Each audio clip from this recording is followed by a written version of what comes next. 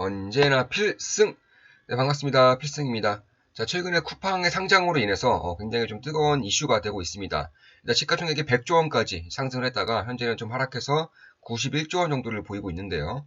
이와 관련해서 저는 오히려 쿠팡보다는 훨씬 더 좀 매력적이고 저평가된 기업을 좀 주목할 필요가 있지 않을까 이렇게 보고 있습니다. 쿠팡의 현재 시가총액 90조 원이라는 것은 이 화폐 플랫폼이라고 하죠. 그러니까 이커머스에 대한 시장의 잠재력과 성장성을 우리 증시는 굉장히 높게 쳐주고 있다. 이렇게 보실 수가 있는 겁니다. 그럼에도 불구하고 주미아는 여전히 시가총액이 5조 원 내외를 차지하고 있고, 그럼에도 불구하고 아프리카의 아마존이죠. 예, 아시는 분들은 아시겠지만 아마 대부분은 모르시는 기업일 거예요. 아프리카의 아마존으로 불리고 있습니다. 아프리카의 이커머스에 이제 압도적인 1위를 차지하고 있는 기업이고, 실제로 이제 아프리카에서 지내는 이제 한국인분들을 보면 주미아가 없으면 이커머스가 불가능할 정도라고 말할 정도로 그 정도의 파워를 지니고 있는 것 같습니다. 일단 아프리카의 총 인구는 12억 9천만 명이에요. 12억 9천만 명. 그런데 시가총액은 5조 원이고 독점적인 위치를 가지고 있습니다. 그에 반해서 쿠팡은 시가총액이 90조 원 정도 되는데 대한민국의 총 인원이 5천만 명이죠. 그러니까 차이가 안 되는 거예요. 차이가 아예 그냥 상대가 안 되는 정도의 그런 시장 잠재력을 가지고 있다. 저는 이렇게 보고 있습니다. 따라서 현재 아프리카의 전체 인구가 12억 9천만 명이고 그 중에서도 이제 뭐 나이지리아라던가 아니면 이집트라던가 남아프리카 공화국이라던가 이런 아프리카에서도 그냥 잘 나가는 국가들 위주로 이제 사업을 확장하고 있습니다. 사실 이들 국가에서는 이제 주미아가 유일무이한 이커머스 기업이기 때문에 물론 그렇다고 해서 아프리카의 이커머스에 뛰어들고 있는 기업이 없는 건 아니에요. 네, 유럽의 여러 기업들이 뛰어들고 있고 미국 기업들도 뛰어들고 있지만 너무나도 열악해요. 네, 인프라 환경이 너무나도 열악하기 때문에 결국 여기에 가장 먼저 뛰어들었고 그리고 인프라 환경과 물류 창고에 대한 그런 인프라를 먼저 구축하고 있는 주미아가 여전히 좀 앞서가고 있다 이렇게 보고 있습니다. 특히 매년 이제 안정적으로 이제 10% 이상의 성장세를 보이고 있고요. 특히 마케팅 비용이라던가 홍보 비용을 30% 이상씩 줄이고 있기 때문에 결국 여러 기업들이 진입하고 있는 시장임에도 불구하고 주미아가 독점적인 위치를 가지고 있다는 거예요. 그러니까 예를 들어서 경쟁이 심화될수록 마케팅과 홍보에 대한 비용이 점차 증가할 수밖에 없죠.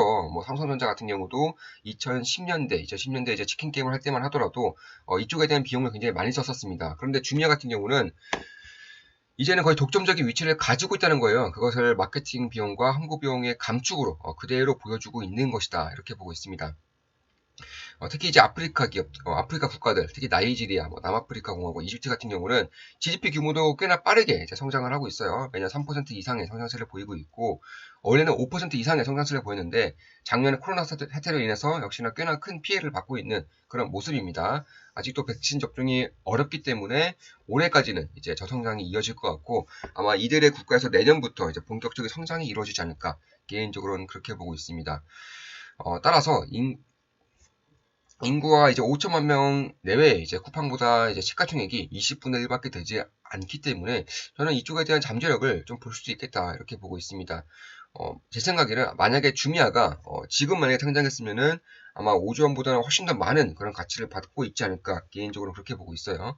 그런데 이 아프리카에서 그러면 이커머스를 영위하고 있는 이 주미아가 이렇게 관심을 안 받고 있고, 뭐 예를 들어서 동남아의 뭐 C 리미티드 같은 경우에는 뭐 엄청난 주목을 받고 있죠. 뭐 메르카도 리브레도 마찬가지고요. 남미에. 그러니까 이런 것을 봤을 때에도 왜 이토록 주미아는 시가총액이 낮고, 그리고 관심을 받지 않은가에 대해서 보자면 결국 열악한 인프라예요. 열악한 인프라. 아프리카 같은 경우는 거의 대부분의 집이 주소가 없습니다.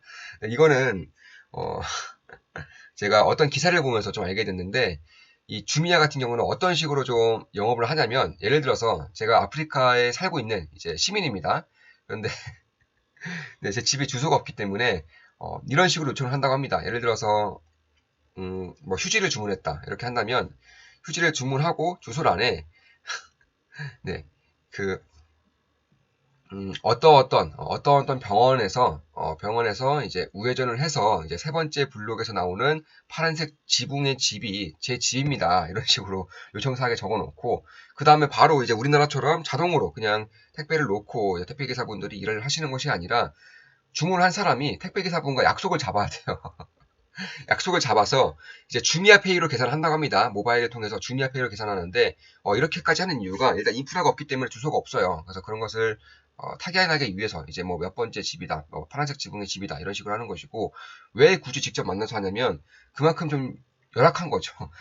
택배를 집 앞에 놓고 나면은 다 없어져요. 일단 첫 번째 다 없어지고 두 번째로 그 물건을 믿을 수가 없답니다. 그러니까 우리도 한 2000년대 제 기억에 한 2000년대까지만 하더라도 뭐 예를 들어서 뭐 운동화를 시켰는데 뭐 벽돌이 온다거나 아니면 운동화 나이키를 시켰는데 뭐 가짜 나이키가 온다거나 뭐 운동화를 시켜서 좀 입어봤는데 혹은 옷을 시켜서 입어봤는데 뭐 양말에다 페인트라고 해야 되나요? 그런 게 다 묻어 나오거나 세탁을 했는데 아주 그냥 같이반 빨래들이 다 난리가 났다거나 이런 식 물이 빠지면서 그러니까 이런 식의 어, 가짜 제품들이 굉장히 많았었죠. 이런 것들을 지금 아프리카에서 겪고 있는 것 같습니다.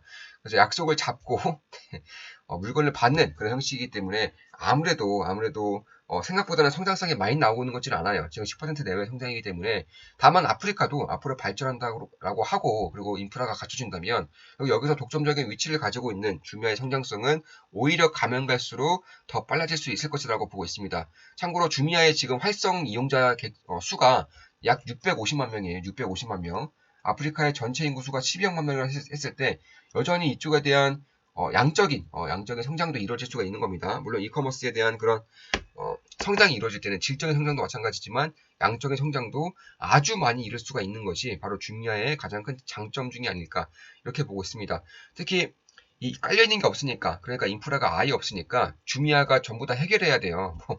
네, 뭐 도로뿐만 아니라 사실상 뭐 항공 서비스라던가 뭐 음식 배달 서비스, 뭐 결제 시스템, 뭐 주미아페이를 통해 핀테크죠, 뭐 대출 시스템, 데이터 사업 이런 것들을 죄다 주미아가 하고 있어요. 그럼 주미아가 이제 사실 뭐 아프리카의 아마존, 아프리카의 알리바바로 불리고 있지만 아프리카의 뭐 구글, 아마존, 뭐 아니면 뭐 에어비앤비 아니면 뭐 도어대시 네, 이런 역할을 다 하고 있는 겁니다. 그만큼 경쟁자가 이렇다 할 경쟁자가 없어요. 뭐 이커머스뿐만 아니라 뭐 항공 서비스, 뭐 음식 배달 다 경쟁자가 없습니다. 뭐 핀테크도 마찬가지고요.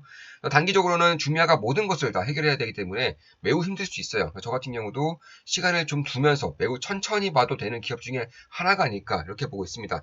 아마 그럼에도 제가 이렇게 지켜보고 있는 이유는 아무래도 시장 잠재력이겠죠. 그러니까 주미아가 중간에 좌초되지 않고 이제 꾸준히 성장만 할 수 있다면 결국 이 모든 것을 주미아가 하고 있기 때문에 그 먼 훗날에 어마어마한 기업이 되어 있을 것임은 뭐 분명한 거죠. 뭐 인구 3억의 메리카를 리브라던가 아니면 C 리미티드가 지금 시가총액이 100조가 넘어요. 근데 인구 12억 9천만의 주미아가 시가총액이 5조 원 내입니다. 그래서 그런 것을 봤을 때에도 중간에 좀 무너지지만 않는다면 이 페이스를 유지만 할 수 있다면 그러니까 마케팅 비용을 줄이고 비용을 최대한 줄여나가면서 매출을 10% 이상씩 성장시킬 수 있다면 빠른 시간 내에 제가 볼 때 5년 내에는 흑자 전환에 성공하지 않을까 이렇게 보고 있고 결국 뭐 나이지리아, 뭐 이집트, 남아공을 중심으로 사업을 영위하고 있다는 점에서도 비용을 크게 줄일 수 있는 방법 중에 하나입니다. 따라서 그런 부분을 봤을 때에도 영업 현금 흐름이 저는 흑자 전환을 할 수 있는 가능성이 물론 영업이라던가 단기 순이익에 대한 흑자 전환은 좀 멀었지만 영업 현금 흐름에 대한 흑자 전환 가능성은 저는 꽤나 높게 보고 있어요. 아마 머지않아서 이룰 수 있지 않을까 개인적으로는 그렇게 보고 있습니다. 또한 영업 현금 흐름에서 흑자가 나온다면 당연히 주목을 받겠죠. 지금보다는 훨씬 더 많은 주목을 받을 겁니다. 따라서 이 주미아가 매년 성장함에 따라서 결제량이 매년 30% 이상 성장하고 있기 때문에 주미아 페이도 동작 30% 이상씩 성장하고 있고요. 주미아를 이용하고 있는 활성 이용자 수가 650만 명 이상이기 때문에 그런 점을 봤을 때에도 뭐 꾸준히 성장하고 있어요. 불과 3년 전까지만 하더라도 이용자 수가 400만 명 내외였습니다. 그러니까 3년 만에 이용자 수가 50%가 증가한 거예요. 50%가. 그런 것을 봤을 때에도 저는 시가총액이 90조 원 정도 되는 이런 쿠팡 같은 기업의 이제 성장 잠재력보다는 이제 시가총액 5조 원 내외의 주미아의 성장 잠재력이 오히려 더 높다라고 판단하고 있어요.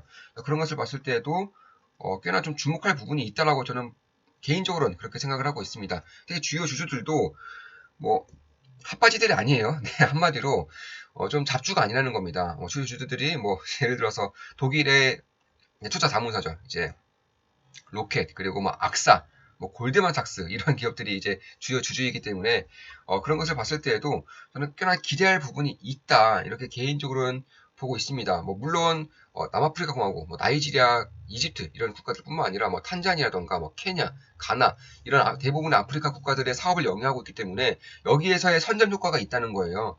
그러니까 지금까지는 인프라가 워낙에 갖춰지지 않았기 때문에 적자를 피할 수 없었겠죠. 다만 가면 갈수록 이쪽에 대한 성장세가 나온다면 매우 빠르게 성장할 수 있는 기업 중에 하나가 바로 주미야가 아닐까 개인적으로는 그렇게 보고 있습니다. 따라서 신용카드가 없어도요, 이제 뭐 중국도 마찬가지죠. 중국도 현금에서 신용카드를 건너뛰고 이제 핀테크 사업을 하고 있는 것처럼 아프리카도 현금에서 신용카드를 건너뛰고 주미아페이로서 역할을 하고 있는 겁니다. 그러니까 중국의 뭐 예를 들어서 뭐 그 알리페이 역할을 현재는 이제 아프리카에서는 이제 주미아페이가 대신하고 있다 이렇게 보고 있습니다. 따라서 결국 이제 주미아의 그런 영향력뿐만 아니라 이 아프리카 이커머스 자체가 굉장히 좀 커지고 있어요. 예를 들어서 2017년도에 이 아프리카 이커머스 시장 자체가 대략 한 18조 원이었죠. 18조 원. 그런데 2022년 앞으로 1년밖에 안 남았습니다. 내년에 이제 이루어질 이런 아프리카의 이커머스 규모가 32조 원입니다. 32조 원. 그러니까 5년 만에 대략 한 70% 이상씩 성장하고 있는 거예요. 그리고 매우 빠른 성장세를 보이고 있는 겁니다. 그런 것을 봤을 때에도 결국에는 이제 아마존도 상장 이후에 6년 동안은 흑자를 내지 못했어요. 꾸준히 적자를 냈었고 6년이 지나면서 이제 압도적인 그런 성장성을 보였고 그럼으로써 흑자전에 성공해서 주가가 매우 빠르게 이제 키워졌던 그런 경험이 있습니다. 그런 것을 봤을 때에도 주미아는 아직은 상장한 지 3년밖에 안 됐고 자금을 꾸준히 이제 수혈을 해야 된다는 점에서 리스크는 분명히 있지만 그런 리스크를 지금의 이제 낮은 시가총액으로 좀 커버할 수 있는 수준이 되었다. 저는 개인적으로는 네, 그렇게 보고 있습니다. 따라서 이 아프리카가 이제 디지털 기술을 이제 빠르게 수용을 하고 있고 인프라에 대한 특히 중국이 네, 중국이 아프리카의 인프라를 굉장히 좀 빠르게 좀 구축을 시켜주고 있어요. 물론 중국의 입장에서는 이 아프리카에 선점해야지만 미래 성장 국가들에 대한 그런 구축력을 가질 수 있기 때문에 그러는 것이지만 아프리카 입장에서도 중국의 도움으로 인해서 빠르게 인프라를 끌어올리고 있는 것은 맞습니다. 그래서 그런 것을 봤을 때에도 저는 꽤나 좀 고무적이다 이렇게 개인적으로 보고 있고 그리고 평균적으로 지난 10년이 아니죠. 지난 5년간 평균적으로 주미아페이의 성장률이 30% 이상이라는 점, 그리고 2019년에는 무려 60% 이상 성장했다는 점을 봤을 때에는, 그리고 이쪽에 대한 성장성이 저는 앞으로 계속 둔화되는 것이 아니라 계속 성장할 것 같아요. 그러니까 이런 것이죠, 이런 거. 이렇게 성장하다가 어떤 특이점이 오면 이렇게 올라가는 거예요. 지금 여기 어딘가에 있지 않을까? 개인적으로는 그렇게 보고 있는 겁니다. 그리고 아프리카의 인프라가 구축되지 않느냐의 싸움이라고 보고 있고, 주미아 외에 이제 강력한 경쟁자가 아직은 없다는 점을 봤을 때에도 충분한 선점 효과를 내고 있지 않나 개인적으로는 그렇게 보고 있는 거예요. 그래서 앞으로도 꽤나 좀 지켜볼 만한 그런 수치라고는 보고 있습니다. 특히 작년 4분기에 역대 최대 실적을 냈습니다. 작년 4분기에 아프리카의 아프리카의 국가들 자체가 성장성이 매우 안 좋았음에도 불구하고 작년 4분기에 역대급 실적을 냈어요. 그래서 그런 것을 봤을 때에도 저는 꽤나 괜찮은 부분이 있다. 특히 매출뿐만 아니라 매출 총액에서도 흑자전환을 했습니다. 대략 2,790만 유로를 벌어들이면서 흑자전환을 했기 때문에 그런 부분을 봤을 때에도 꽤나 좀 주목할 부분이 있다. 이렇게 보고 있습니다. 자, 이것으로 그럼 방송을 마치겠습니다. 물론 제가 좀 리스크 한 가지를 좀 말씀드리자면 제가 주미와 관련해서 이제 분석을 좀 하다 보니까 관련된 이제 사진을 좀 봤어요. 네. 좀 물어서 사진을 좀 봤는데 아직도 좀 열악해요. 그러니까 우리가 상상하는 물류센터 있죠. 뭐 컨베이어 센터가 뭐 가고 있고 뭐 이렇게 트럭들이 다 대기하고 있고 이런들이 뭐 자동으로 기계들이 이렇게 옮기고 있고 이런 것이 아니라 100%다 사람이에요. 창고가 있으면 이렇게 물건들이 쌓여 있습니다. 이걸 다 사람들이 옮기는 거예요. 컨베이어 벨트 이런 게 없습니다. 그런 것을 봤을 때에도 여전히 이제 아프리카는 인건비가 매우 싸기 때문에 그렇게 큰 리스크라고는 보지 않고 있지만 여전히 열악한 점은 좀 볼 필요가 있어요. 그래서 그런 점을 좀 참고하시는 것이 이제 안정적인 투자를 영위하는 데에 도움이 될 것이다. 개인적으로는 그렇게 보고 있습니다. 자, 이것으로 방송 마치겠습니다. 지금까지 주미야 그리고 아프리카의 이커머스 시장에 대한 분석을 해드렸습니다. 앞으로도 좋은 기업 분석으로 찾아뵙겠습니다. 다들 아시죠? 좋아요, 댓글, 구독, 족대꾸 해주시면 감사하겠습니다. 필승이었습니다. 필승!